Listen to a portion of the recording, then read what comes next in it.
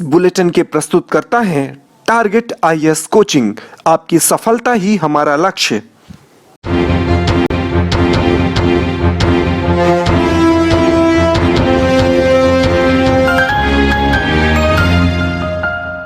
नमस्कार, आप देख रहे हैं रेवा दर्शन। मैं सचेता बघेल आपके साथ। आइए जान लेते हैं क्या है आज की प्रमुख खबरें। शुरू हुआ नौतपा। लॉकडाउन में चल रहे शादी समारोह में बिछिया पुलिस की दबिश। बिना मास्क लगाए दवा बिक्री करने पर मेडिकल को किया गया सील और गरीब परिवारों में बांटे गए गैस सिलेंडर। आइए नजर डालते हैं इन खबरों पर विस्तार से।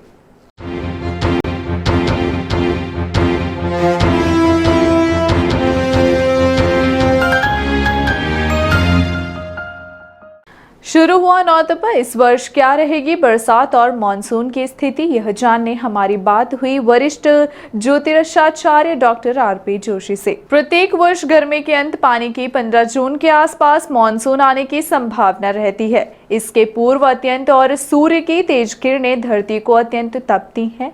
खास करके नौतपा के 9 दिन सूर्य की किरणें तो सबसे ज्यादा तेज रहती हैं। 9 दिन की तेज धूप गर्मी के बाद ही प्रायः मानसून आता है। उसके पहले 9 दिनों तक नौतपा कहलाता है। इस संबंध में वरिष्ठ ज्योतिषाचार्य डॉक्टर आरपी जोशी से बात की गई तो उन्होंने बताया कि हिंदू काल गणना के मुताबिक प्रत्येक वर्ष सूर्य जब रोहिणी नक्षत्र में रहता है और बिना चाल बदले 15 दिनों तक इसी नक्षत्र में रह जाता है, तभी 9 दिनों का सूर्य की तपिश भट्टी की तरह होती है। इसके बाद धीरे धीरे शीतलता आने लगती है, तभी इस दौरान चलने वाली ठंडी हवाएं और बारिश गर्मी से निजात दिलाती हैं। डॉक्टर आरपी जोशी के मुताबिक सूर्य बैशाख महीने के शुक्ल पक्ष की चतुर्दशी तिथि को कृतिका से रोहिणी नक्षत्र में प्रवेश करते हैं। इस बार यह तिथि 25 मई को है। 25 मई को दोपहर 1:18 पर सूर्य रोहिणी नक्षत्र में प्रवेश करेंगे और 8 जून तक इसमें ही रहेंगे। सूर्य द्वारा नक्षत्र बदलते ही नौतपा शुरू हो जाता है और 9 दिनों तक तेज गर्मी रहती है।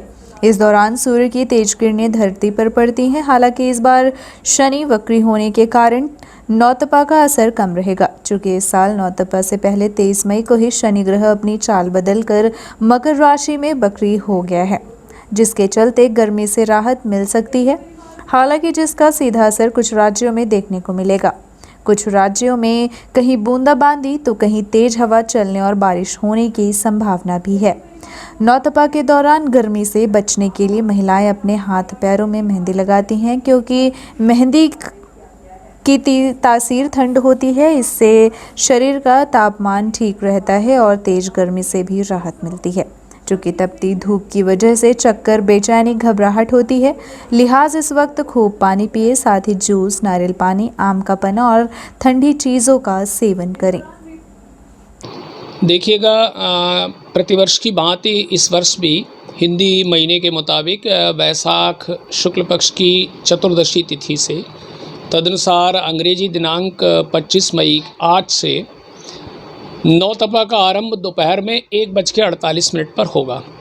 इसका अर्थ ये हुआ कि जो हमारे 27 नक्षत्र हैं, जो विभिन्न 12 राशियों में बटे हुए हैं, उनमें से एक नक्षत्र है रोहिणी, और सूर्य जब रोहिणी नक्षत्र में प्रवेश करता है तो उसे हम नौतपा का आरंभ मानते हैं।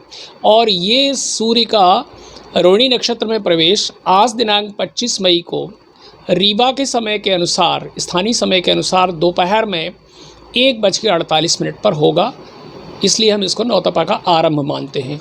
यूँ तो सूर्य एक नक्षत्र में 15 दिन तक रहते हैं, इसलिए ये 8 जून तक रहेंगे, लेकिन खगोलविदों के अनुसार आरंभ के जो 9 दिन कहलाते हैं उनमें विशेष गर्मी पड़ती है। ऐसा इसलिए होता है कि सूर्य के जो मान होते हैं, उसका जो किरणों का कोण बनता है उस प्रकार का होता है कि ज़्यादा गर्मी होती है, लू वगैरह इत्यादि चलती है, विशेष गर्मी रहती है।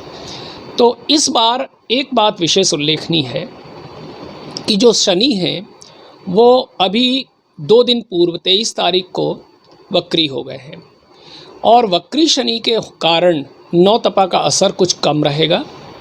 यूँ तो नौतपा अधिक पड़ना, उसमें ज़्यादा गर्मी पड़ना हमारे आने वाला जो बरसात है उसके लिए बहुत अच्छा होता है, और इससे वर्षा अच्छी होती है। वर्षा का मात्रा अच्छा होना ही पर्याप्त नहीं होता, अपितु उसका वितरण माने वो प्रति 4 माह में कैसे बरसेगी, कब कब कितना पानी बरसेगा, ये ज़्यादा महत्वपूर्ण होता है।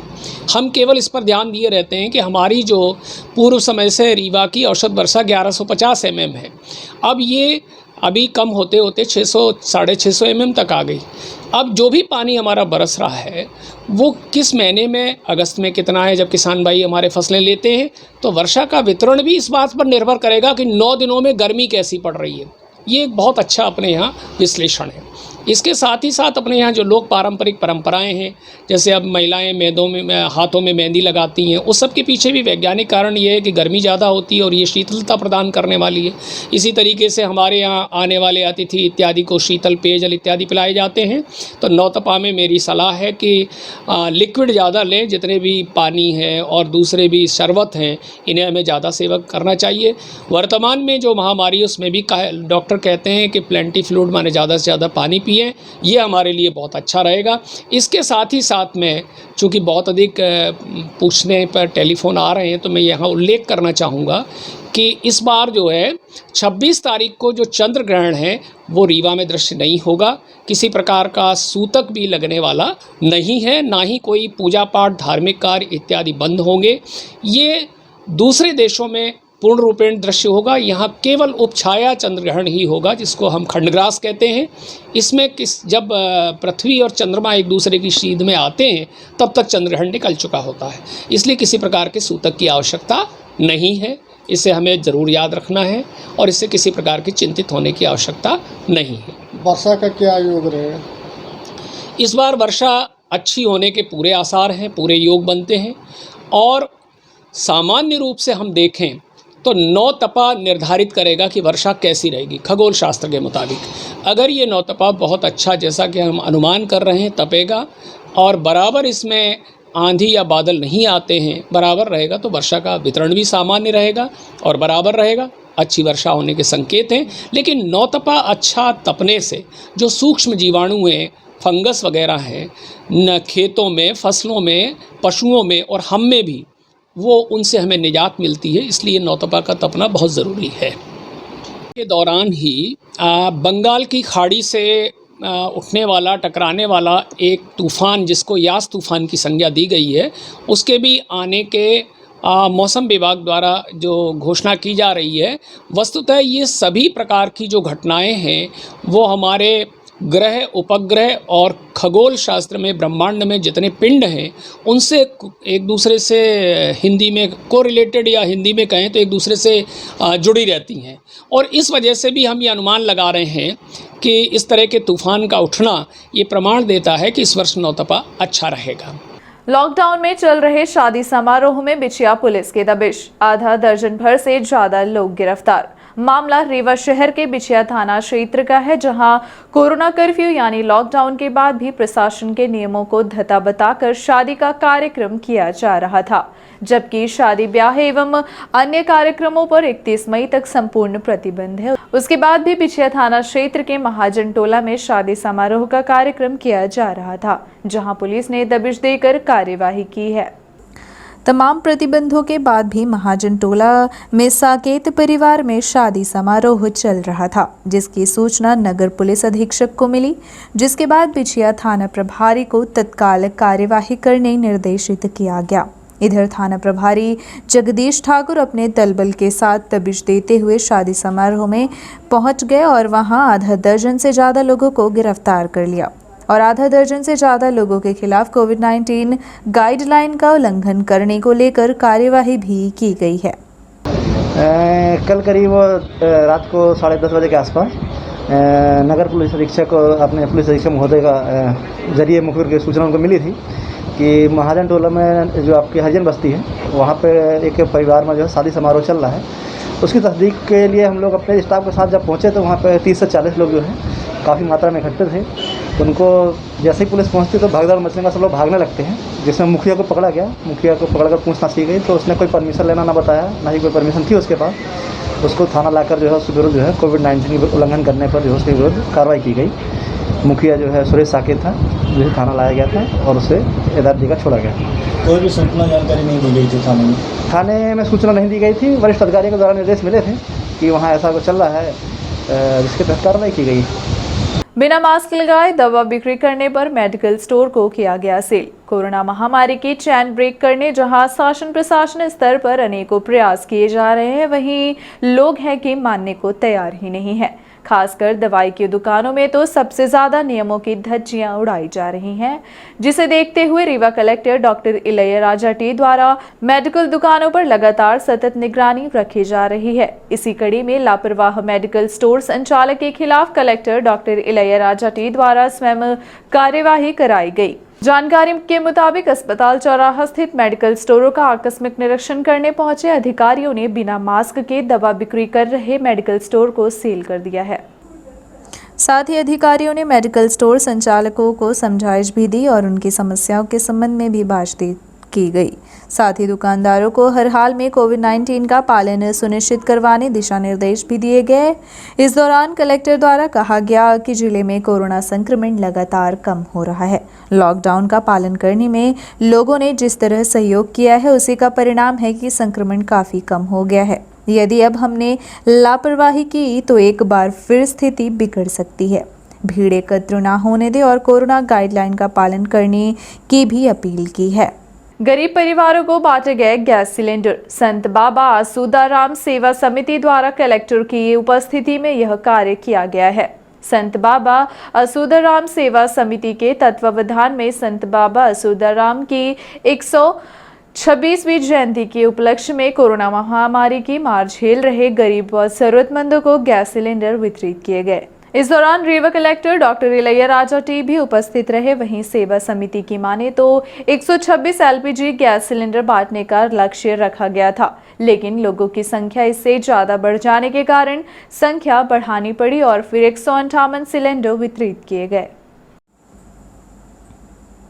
इस अवसर पर Rewa collector doctor Ilaiyaraaja T भी शामिल रहे और उन्होंने इस कार्य की सराहना करते हुए सेवा समिति के सभी सदस्यों को बधाई एवं शुभकामनाएं दी।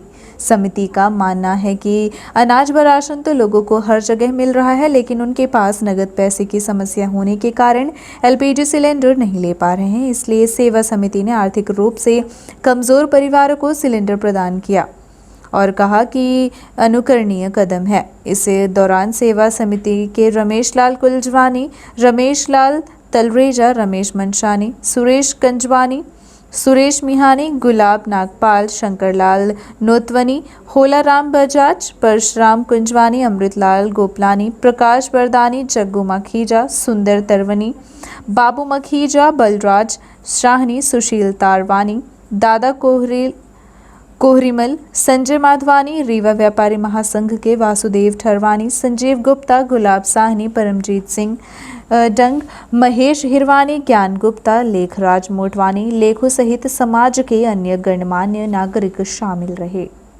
ये संत है ना, बाबा आसूदाराम सेवा समिति है, उनकी ओर से मतलब आज उनके ना गुरु के नाम से उन लोगों ने 198 मतलब है ना गैस सिलेंडर्स ना दिए हैं। ये भी अनोखी पहल है। हम लोग लगातार देख रहे हैं कि रीवा में सामाजिक संगठन बहुत सारे लोग आगे आए हैं, लगातार इस दिशा में काम कर रहे हैं। कोविड की ना मेडिसिन के लेकर, ऑक्सीजन प्लान के लेकर और दवाई किट के वितरण से लेकर और लोगों के ना ज़रूरत चीज़ें हैं रोज़ का, उसको लेकर आज ये बहुत ही अनोखी पहल है कि इन लोगों ने ऐसे 198 लोगों का ना गैस सिलेंडर देने के लिए ना काम किए हैं। उन्होंने ये भी कहा और भी कितने भी ज़रूरत लोग हैं मतलब है ना आते हैं तो उनको है ना मदद करने के लिए। निश्चित ही ये रीवा की जनता के एक सकारात्मक है ना सोच है, उसको है ना परिणाम है। मैं पूरी समिति का ना समिति के पदाधिकारियों सभी को मैं बधाई देता हूँ, धन्यवाद कहता हूँ। और मैं लगातार इसी प्रकार के मैं अपील करता हूँ कि हम लोग समाज के साथ एक ताकत के साथ हम इस चीज़ को लड़ेंगे। और कुछ चीज़ें हैं, लॉकडाउन है, लॉकडाउन में बहुत सारे लोगों को परेशानी भी हो रही होगी, वो पूरी तरीके से प्रशासन है ना समझता है। इसलिए इतने सारे सामाजिक संगठन के जब भी आगे आते हैं मतलब हम लोगों को भी एक बहुत कुछ है ना कॉन्फिडेंस मिलता है और प्रॉपरली है ना इस बीमारी को लड़ाई करने में और चीज़ों को लागू करने में भी है ना ये सारी चीज़ें मदद में आता है। सुहागी पुलिस ने पकड़ी 15 पेटी अवैध नशीली कफ सिरप। ऐसा माना जा रहा है कि पुलिस ने अपनी जान जोखिम में डालकर यह कार्यवाही की है और 15 पेटी कफ सिरप जब्त की है। कोरेक्स की तस्करी करने वाले लोग मौके पर कार छोड़कर फरार हो गए। नशीली कफ सिरप की तस्करी की मुखबिर से सूचना मिलते ही तकरीबन 15 किलोमीटर पीछा करते हुए सुहागी पुलिस ने नशीली कफ सिरप की खेप को पकड़ा है। हालांकि पुलिस को देख वाहन छोड़कर तस्कर फरार हो गए, जिसके बाद पुलिस ने आर्टिका कार सहित 15 पेटी कफ सिरप बरामद कर लिया है। जानकारी के मुताबिक यूपी से बैकुंठपुर ले जाई जा रही थी नशीली कफ सिरप की खेप, जिसे थाना प्रभारी पवन शुक्ला, उप निरीक्षक अभिषेक पटेल, एएसआई शेष मणि वर्मा, आरक्षक ब्रिजेंद्र जायसवाल, राहुल कुमार के प्रयास से पकड़ा गया और कार्यवाही भी की गई। ये थाना सुहागी में पदस्थ स्टाफ को मुखबिर सूचना मिली थी कि यूपी तरफ से एक सफ़ेद रंग की आर्टिका कार में कोरेक्स नशीली कफ सिरप, जिसका रीवा में लोग नशे के रूप में इस्तेमाल करते हैं, वो आ रही है, जिस पर स्टाफ सहित उसकी घेराबंदी की गई। तो गाड़ी पुलिस स्टाफ को देखकर भागी, जिसका काफ़ी लंबा लगभग 10-15 किलोमीटर तक पीछा किया गया और गाड़ी में पकड़ लिया गया। लेकिन उसमें जो सवार लोग थे वो मौके का फ़ायदा, अंधेरा भी हो गया था तो अंधेरे का लाभ लेके भाग गए हैं, जिनकी तलाश चल रही है। जो गाड़ी पकड़ी गई है उसमें 15 पेटी नशीली कफ सिरप, जिसमें टोटल 1800 शीशियाँ हैं, बरामद की गई हैं। मामला दर्ज कर लिया गया है, विवेचना जारी है और जो लोग उसमें भागे हैं, शामिल हैं या कि जिन लोगों ने कोरेक्स मंगवाई थी, उनकी सबकी तलाश विवेचना जारी है। कितनी कीमत होगी तो? ये जो कोरेक्स लगभग 2.5-3 लाख रुपए की कोरेक्स है और 10 लाख रुपए की गाड़ी है। टोटल 13 लाख रुपए की जब्ती की गई है इस मामले में अभी तक। पूर्व प्रधानमंत्री राजीव गांधी जी की स्मृति में राष्ट्रीय अध्यक्ष सुष्मिता देव के निर्देशन पर राष्ट्रीय महामंत्री ओनिका मल्होत्रा के मार्गदर्शन में संपूर्ण देश में महिला कांग्रेस जरूरतमंदों को भोजन वितरित कर रही है। कोरोना महामारी के कारण आम जनता भीषण मुसीबत से गुजर रही है। गरीबों के घर में भोजन की समस्या खड़ी है। ऐसी स्थिति में महिला कांग्रेस की कार्यकर्ताओं ने मोर्चा संभाल रखा है। इस दिशा में शहर कांग्रेस महामंत्री पुष्पा सोनी और सभी महिलाओं ने मिलकर भोजन बनाया। कविता पांडे, कार्यवाहक प्रदेश अध्यक्ष महिला कांग्रेस शहर अध्यक्ष तारा त्रिपाठी ने गल्ला मंडी में जरूरतमंदों को भोजन वितरण कराने में सहयोग किया है। महिला कांग्रेस संपूर्ण प्रदेश में स्वरुचि भोजन बनाकर बांटने का प्रयास पूरी क्षमता के साथ कर रही हैं और कोशिश की जा रही है कि कोई परिवार भूखा ना सोए।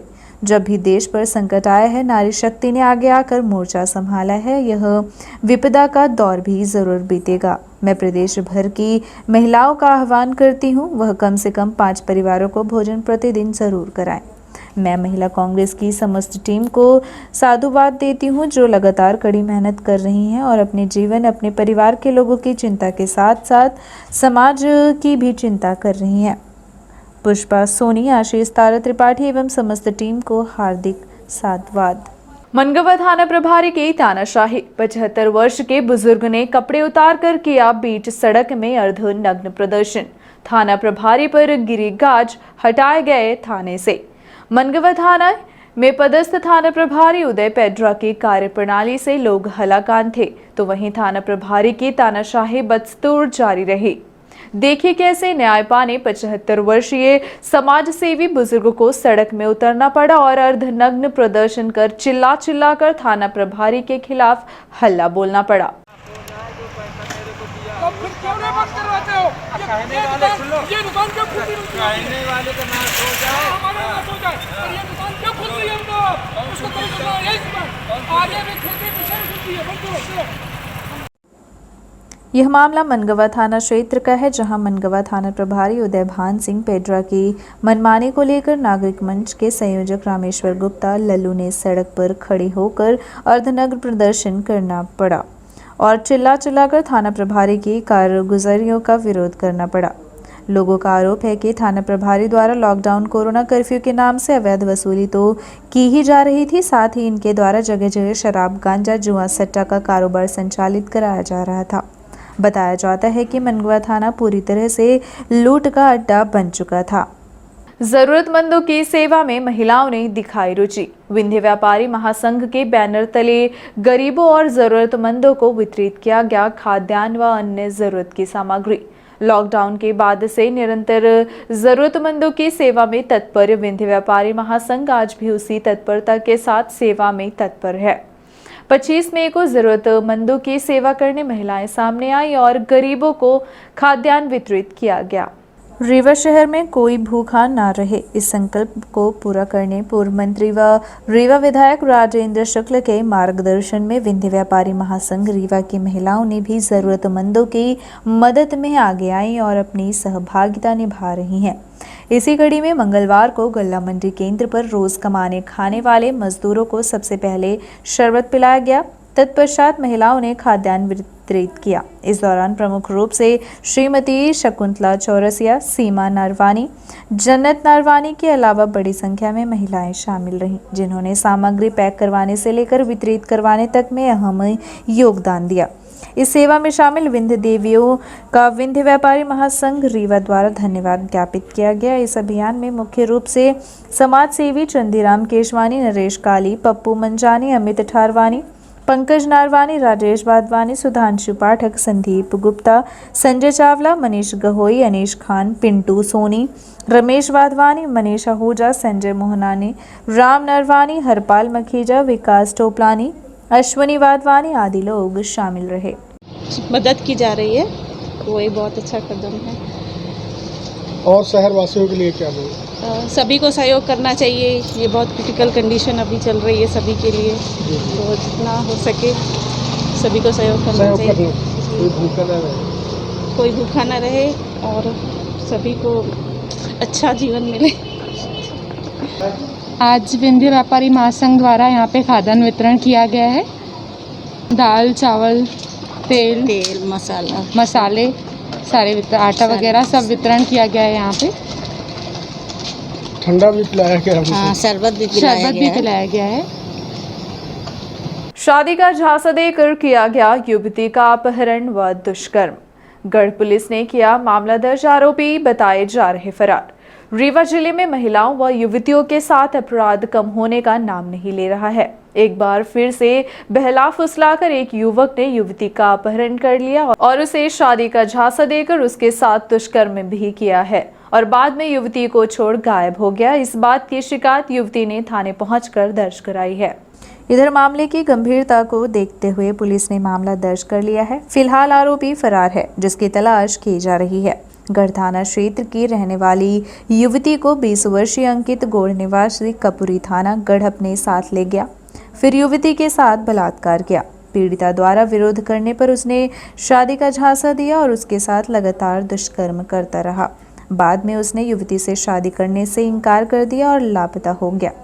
युवती के काफी प्रयास के बाद भी जब युवक नहीं माना तो युवती ने परिजनों को घटना की जानकारी दी तथा परिजनों के साथ थाने पहुंच शिकायत भी दर्ज करा दी, जिस पर पुलिस ने मामला दर्ज कर लिया है। वह मामला दर्ज होने की जानकारी लगते ही आरोपी फरार हो गया, जिसका पता नहीं चल पाया है। पुलिस द्वारा पीड़िता का मेडिकल परीक्षण भी कराया गया। और अब चलने से पहले आइए नजर डालते हैं आज की कोरोना अपडेट्स पर। जहां थम रही है कोरोना संक्रमितों की संख्या, तो वहीं नहीं थम रही है मौत के आंकड़ों की संख्या। अगर बात करें आज स्वास्थ्य विभाग द्वारा जारी किए गए कोरोना अपडेट्स की, तो जहां 1425 लोगों के सैंपल्स लिए गए तो वहीं 39 लोग पॉजिटिव पाए गए हैं। वहीं अगर मृत्यु दर की बात करें तो आज इलाज के दौरान 4 लोगों की मौत हो गई है। वहीं आज तक के दिनांक में मौत का आंकड़ा 102 पहुंच गया है। वहीं अगर नए स्वस्थ हुए प्रकरणों की बात करें तो यह 189 है। वहीं आज तक के दिनांक में अगर कुल स्वस्थ हुए आंकड़ों की बात करें तो यह 14,924 है। वहीं आज कुल एक्टिव केस 39 पाए गए। आज तक के दिनांक की कुल पॉजिटिव केस की संख्या की बात करें तो यह 16,182 है, तो वहीं कुल एक्टिव केस 1,156 है। बात करें क्षेत्रवार आंकड़े की तो रीवा में 17 पॉजिटिव मरीज पाए गए, तो वहीं गोविंदगढ़ में 2 मरीज, तो नई गढ़ी में 1, गंगेव में 2, रायपुर कचलियान में 5, मऊगंज में 3, हनुमना में 1, वहीं जवा में 1 भी मरीजों की संख्या नहीं पाई गई। वहीं त्योथर में 2 और सिरमौर में 6 मरीज पाए गए। तो वहीं कुल एक्टिव केसेस की बात करें तो यह 39 पहुंच चुकी है। ये थी आज की प्रमुख खबरें। आगे की खबरों के लिए बने रहें रीवा दर्शन के साथ। दीजिए हमें इजाजत। नमस्कार।